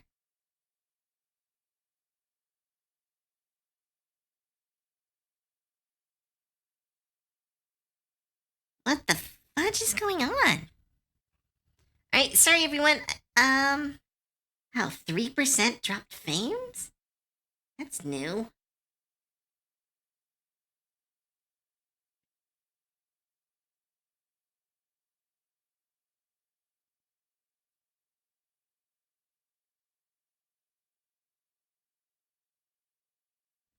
What am I? Leatherface at them. Oh, I'm sorry.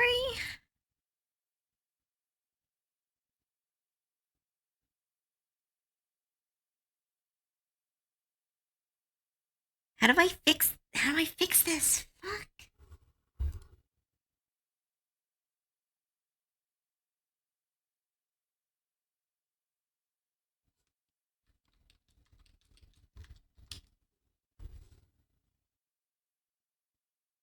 Alright, sorry everyone. I'm gonna be right back. I'm gonna try to fix this. So sorry.